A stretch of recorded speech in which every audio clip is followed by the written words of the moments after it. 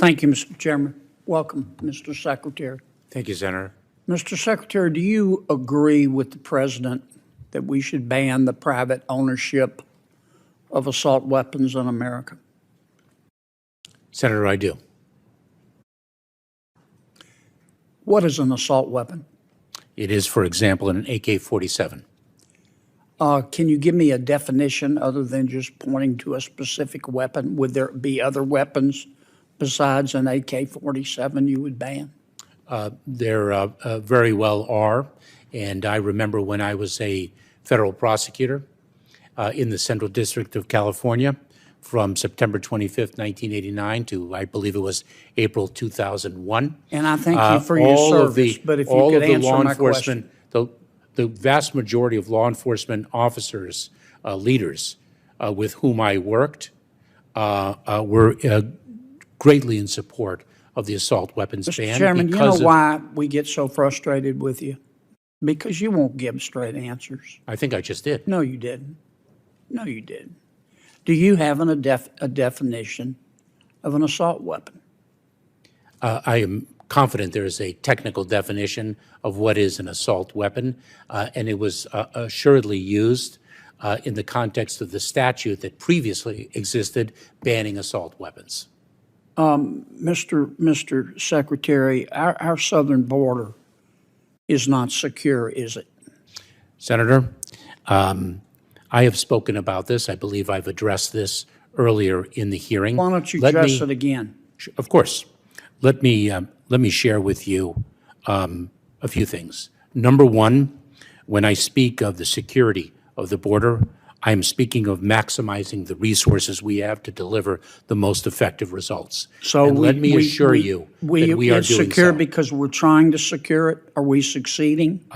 Senator, we are so focused on the security of our southern border. We are doing so much with respect to the surge of personnel. How you're not succeeding? Oh, Senator, let me share with you that the challenge of migration that we are experiencing at our southern border is not exclusive to the United States.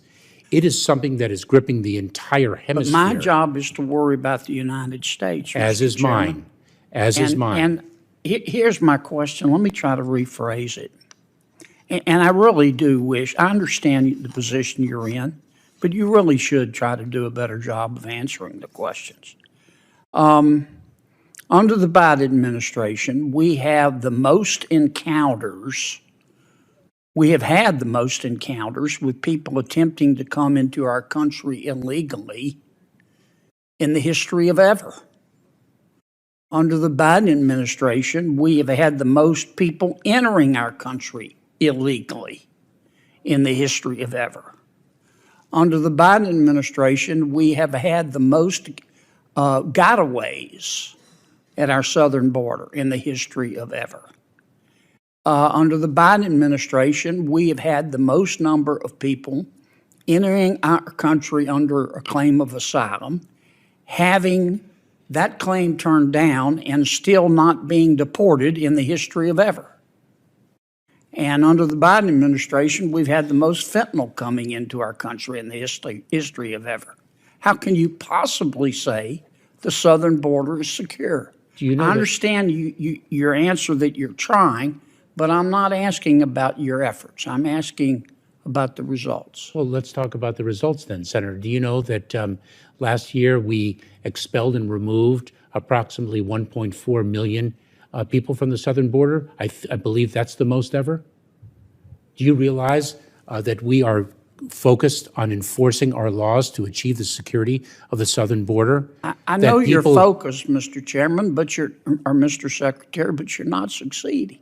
Senator, and when you come testify to us, you talk about how you're trying really hard. And I don't have any way to disprove that. I accept that statement in good faith. But the numbers belie that. If I can, Senator, let me give you an example of a solution that we have delivered that for some reason is being contested. Because it's caused the 95. I give you 30 seconds, okay? It's caused the 95. Don't filibuster me. You've been doing that all day. I'm just trying to ask you I'm just trying to communicate It has led to approximately 95% drop in the number of encounters in between the ports of entry at our southern border of Cubans, Haitians, Nicaraguans, and Venezuelans. Mr. Secretary, on January 5th. Mr. And why would that be opposed when it is delivering precisely the result that you seek? Did you just parachute in from another planet, Mr. Secretary? Because you're the only person in the Milky Way who believes that we're not having massive illegal immigration into America. Senator, you're putting words into my mouth. No, sir, I'm accurately describing the situation. There is no question. There is no question that we have a very serious challenge at our southern border. Okay. It is a challenge. We can agree on that. Let me ask you another question.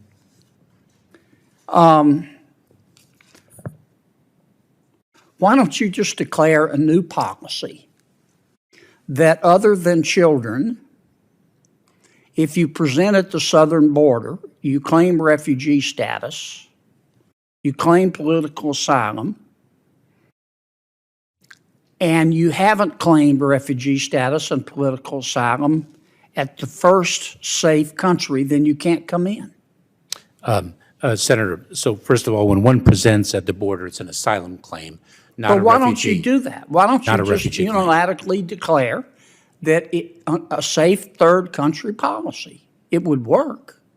You can't come into America. If you're coming from Venezuela and you come through Mexico, if you didn't claim asylum in Mexico, you can't come here. You have to leave. Why don't you just do that? Well, Senator, let me give you an example with respect to Mexico. A safe third country agreement, let's hypothetically assume— You don't have to have an agreement with Mexico. Yes, you do. No, you don't. I believe you do, Senator. No, you don't. Other countries don't do it. Just adopt a policy that says, except for children, because you don't want to send children back by themselves. Just adopt a new policy that if you didn't seek asylum in the first safe third country, you can't come in, period. Senator, are you aware of the notice of proposed rulemaking that we issued, the comment period of which closed yesterday? You've had 2 years to adopt a policy like I just described. Why haven't you done it? So, Senator, what we have done is— But why haven't you done that? We have surged enforcement resources. We have Why developed— haven't you just adopted— please, if you would, Mr. Secretary, answer my question. It is my understanding— Why haven't you adopted unilaterally a safe third country policy?